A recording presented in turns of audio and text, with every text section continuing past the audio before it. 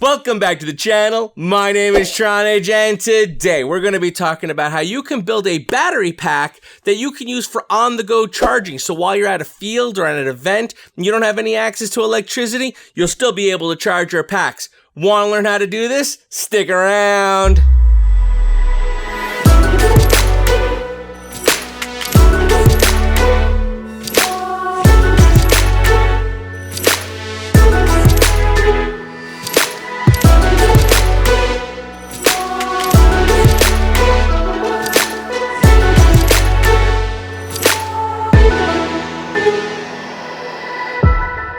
$17,600 mAh. That is what I am bringing to the field when I go and I'm going to be doing some intense flying.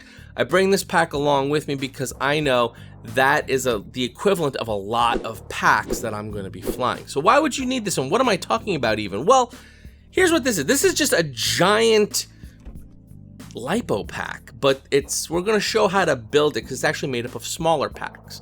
But in all essence, it functions as just one giant Lipo. You'd want this because if you go to the field or an event or wherever you're going, and let's say you only have like 5 packs or something, well, after that 5th pack is done, usually you pack up and you come home. If you happen to have, your car or something there, you can usually maybe plug your charger into your car and you can mobile charge that way. But sometimes where you're flying and where your car is are two separate places entirely. So the ability to be able to carry a amount of power with you to charge wherever you are, and it's lightweight, this is not very heavy at all. It's not like you're carrying around a lead acid car battery to charge off of. So what we're going to do, we're going to first go over some of the rules that apply just because this is a Lipo pack. And there are certain things that we need to be aware of, how they work, how to hook them up, voltages, how to charge off of it, how to charge this unit itself. And then I'll take this apart and show you what I did and how I did it. And that should give you the tools to be able to replicate this for yourself and for your own needs. But before we get started with that, slam that subscribe button. While you're at it, hit that bell icon. Makes finding my videos a whole heck of a lot easier, helps support the channel, and keeps you in the know when I post videos like this one. If you like what you see, maybe hit that like button too while you're at it. Although if you do hit that dislike button, comment down below why you didn't like it, because I'm trying to make good videos here, so if you didn't like something, let me know why. Alright, so first, let's start with some rules. The first one is, you're doing this at your own risk, meaning you can't hold me responsible in case something goes horribly, horribly wrong. Now, as long as you follow what I'm doing and you use your head and you're smart about it and you follow the steps, there shouldn't be any kind of an issue. However, I would recommend that if you're maybe not so familiar with how Lipo batteries are and function and work and you're a little hesitant, maybe make sure that you do this outdoors. Make sure you do this maybe, on a concrete patio, just in case something goes wrong, you're in a situation where nothing can get damaged. However, we are not going to have any of those kind of issues today because we're going to take it nice and slow and do it nice and safe. So the first thing I'd like to go over is the differences between serial and parallel hookups for Lipo packs, so that when I use these terms, you understand what I'm talking about. So the first thing we're going to talk about is series. Now in series, it's basically how it sounds. Things are in series, one after the other after the other. So here, we're going to draw some batteries here. So these are going to represent some Lipo batteries. And for argument's sake, let's say they're a 3S pack and they're 1000 mAh. So 3S, 1000 mAh. And just like, here's a battery pack and it has this main lead, not the balance tap part we're talking about. We're just talking about the main leads that come out of it. There's a red one and a black one. The red one's your positive, the black one's your negative. So let's do the same thing here. We have a positive and we have a negative, and we have a positive and we have a negative. Now, if we wanted to hook these two battery packs up in series to each other, that would mean one after the other after the others. They're all connected that way. So to do that, we would hook from the negative on one to the positive on the other. And then these would be where we would hook up our whatever we wanted to hook up. We put our little XT60 connector there. The way this works out, if you're hooking this up to something coming out of this part, you're going to get the equivalent voltage of these two adding. So out of this will be, it's acting as if it's a 6S pack. However, because of the way it's hooked up, the MAHs remain constant. So even though there's two of these, you're still going to have 1000 MAH. So when you take these two exact batteries and you hook them up and you used them, this would be your equivalent effective virtual pack that you created. That's how serial works. We're not going to be using serial, but I just wanted you to see what that meant so that you can compare that in your mind to how parallel works and what's important with parallel. And that's the way we're going to hook up this battery pack for our purposes. So for parallel, think of it like parallel lines. So I'm going to start off by just drawing some parallel lines. And I'm going to actually draw these lines down. And I'm going to put our little connector that we're going to use like I did in the other drawing. And we're going to call this side the negative and this side the positive. So now you can see the parallel lines, and this wire is going to be all negative stuff. And this wire is going to be all the positive stuff. So now our two batteries, again, I'm just going to, instead of doing them up and down like I did in the last drawing, I'm just going to lay them on their side. So here's a battery. And here's a battery. Again, for the sake of comparing apples to apples, let's say they're 3S, 1000 MAH. 3S, 1000 MAH. And again, they have two wires coming out of them. So we have our negative wire, and our positive wire.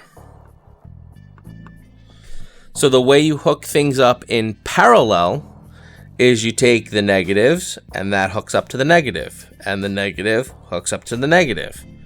The positive hooks up to the positive side, positive hooks up to the positive side.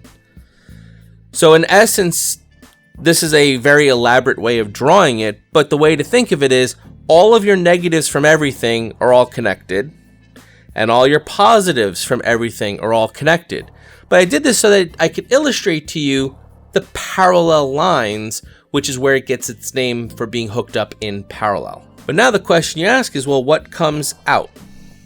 Well, when hooked up in parallel, it's the kind of almost the opposite that happens in series. The 3S and the 3S stays at 3S, even though there's two batteries. But the 1000 MAH, those are the ones that add. So now you get 2000 MAH for your little virtual pack that this creates. So the way to think of it is, if you want to up your voltage but keep your storage capacity the same, you'd use series. If you want to keep your voltage the same but you want to up the storage capacity, then you hook things up in parallel. And that's what we're going to be using for this setup. This is also why you hear a lot of buzz about parallel charging when you're charging multiple packs. Parallel has just a lot of uses for lipos, but there are some caveats. And now we're going to be talking about some of the rules about charging and hooking up batteries. The first foremost rule that you need to remember is when you're about to hook batteries up into parallel, they need to be the same voltage. Am I clear? So I do not ever want to hear that you took a 3.8 volt pack and hooked it up to a 4.2 volt pack in parallel and said, hey, that'll work. No. without getting too deep into it, the problem is because whenever you hook up batteries into a parallel system, all the batteries are going to want to equilibrate. They're going to all want to balance themselves out. So if you have one that's charged up to here, and you have one that's charged up to here, and you plug them into parallel, they're going to want to go and balance each other out.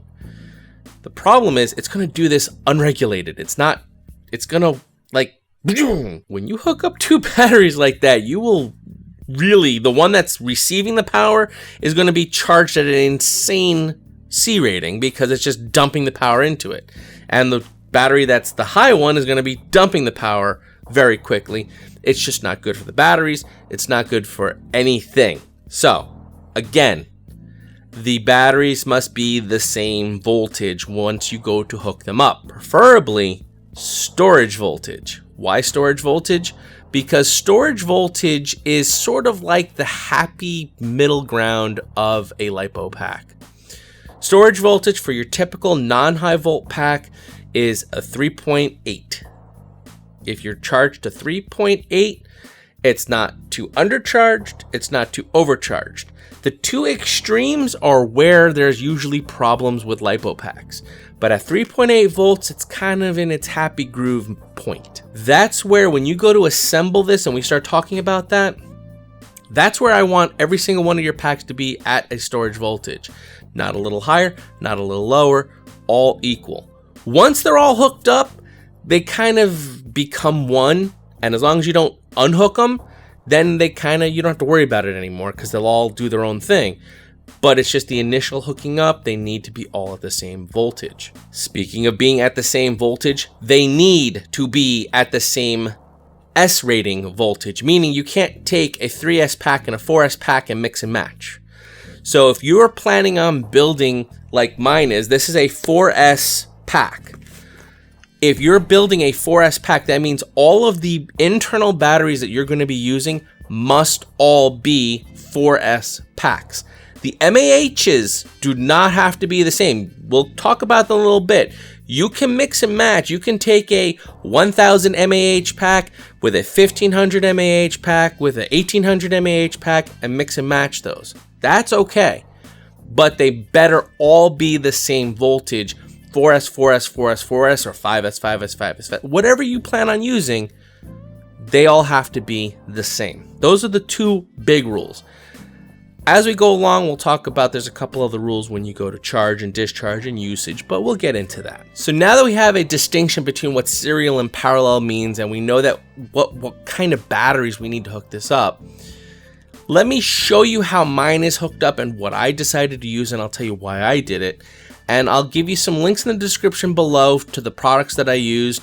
It's really just different wire harnesses to hook things up. You're not required to use them. It just makes it a lot easier because you're just plugging things in.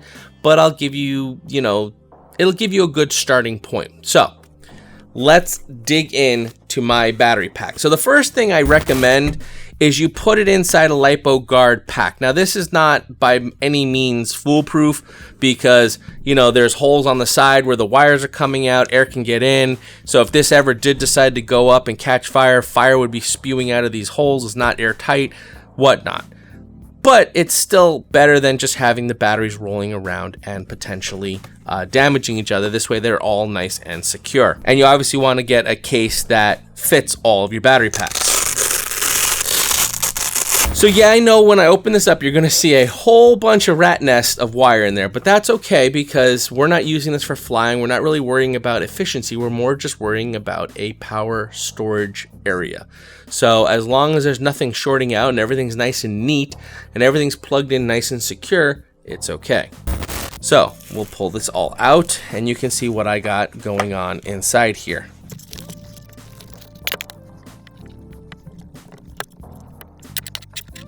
Okay, so what I did is I tried to lay out these battery packs so you can see what is going on.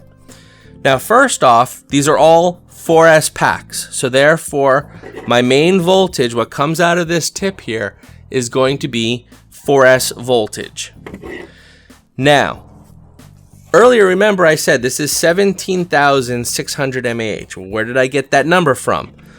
Well, remember earlier I was saying that you can mix and match MAHs, and I've done that. I have two 5200 MAH packs, and I have four 1800 MAH packs.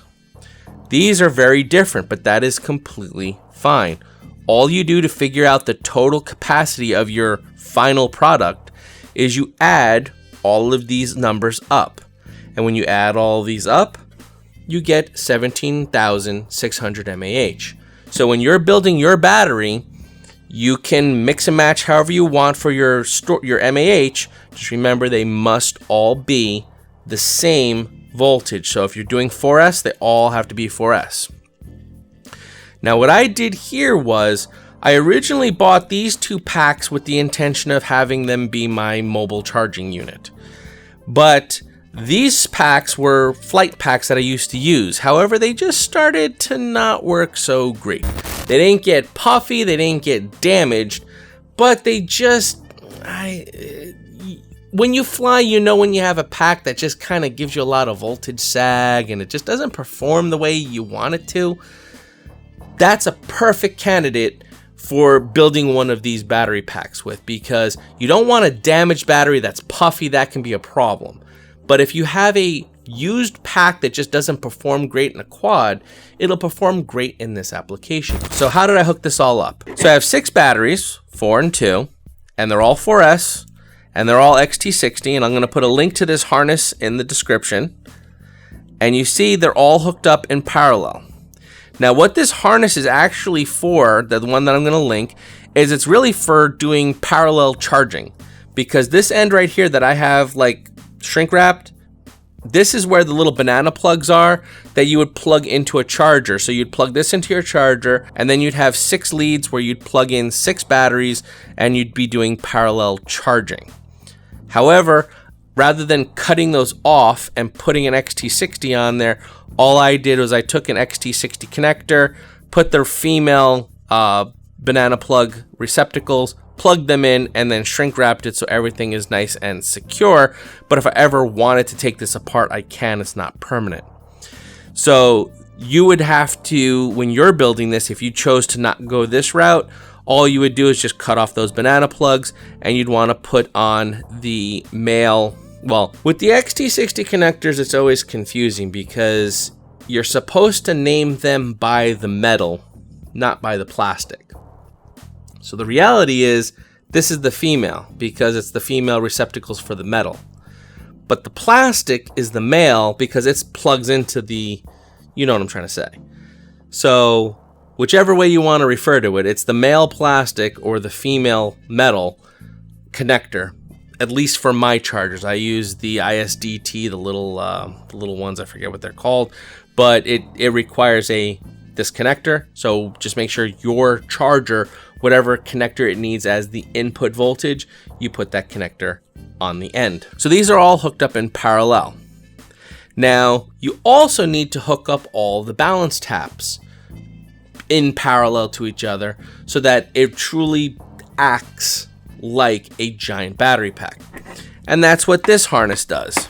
So this harness is a 4S harness that hooks up all of the balance taps in parallel into one.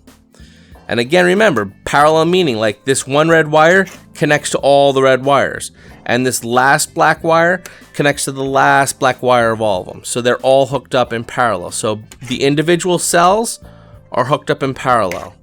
The individual main leads are all hooked up in parallel. And what happens is our net total, we get 4S power, but we get 17,600 mAh on the end here. Okay? So now I'm going to put this back together, and now we're going to talk about kind of how to use it, how to charge it, and how it functions. Now that you have your pack built, you're going to want to charge it. So how do you charge it? Well, from this point forward, if you, like me, I don't ever take this apart. I never unplug the batteries. From this point forward, this is one entity and I never disassemble it. I may open it up to show, but I'm not going to unplug any of the batteries. They stay connected 24/7 until I get rid of this. It's essentially a 4S 17,600 mAh pack is what this is.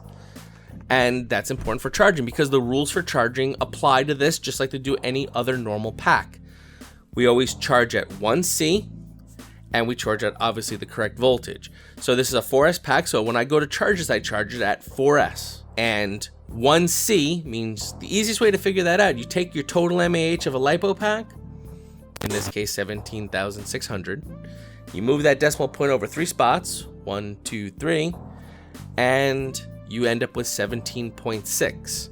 So I can charge this at 17.6 amps.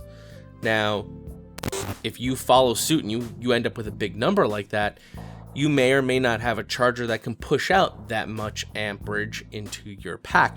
But it doesn't matter. It'll pump out what it can pump out, and it'll just take a little bit longer to charge. And that's it. You plug it in, you charge it up, off you go. You're done. Except one thing. Remember, this is still a Lipo pack, which means when you come home and you may not be using it the next couple of days, you got to make sure you put it back to a storage voltage. Couple options you got. Personally, I use my JST-XH. I did an awesome unboxing and review of it. You can check it out up there. And this is a beast. It can pull all the power out of this, brings it down to a storage voltage, no problem, and off I go. I'm done. But let's say you don't have one of those. Let's say you don't even have any kind of Lipo dish charger, but you have this pack and you want to take the power out of it. What can you do?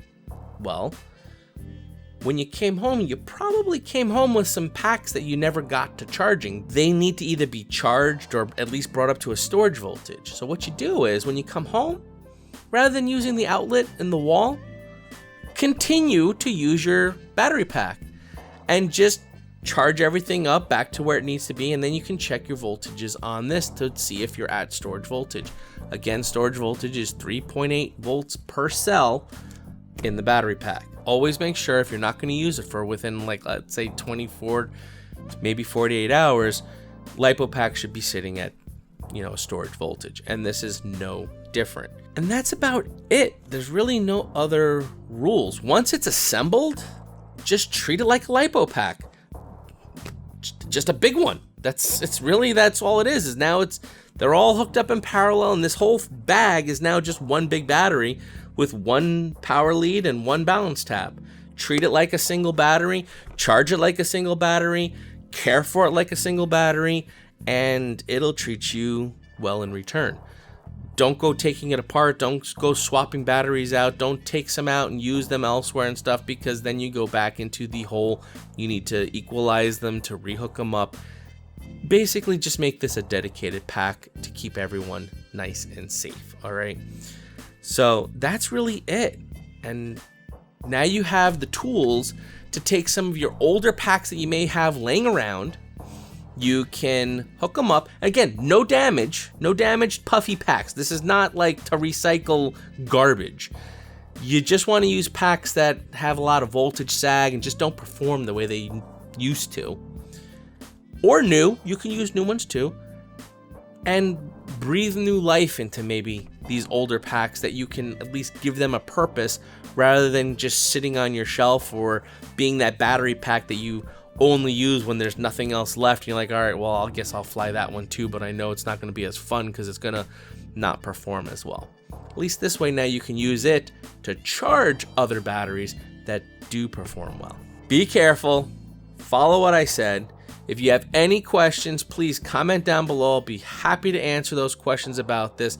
I advise you ask any questions you may have before attempting this, so this way you go in with the proper tools and it's not like something goes wrong and now you're in a panic. So if you have any questions or hesitations, just leave a comment down below. Links to the different harnesses that I used in this project, as well as the Lipo bag and stuff, will all be down below as well, so you can go check that out. And as always, my name's Tronage. Fly strong!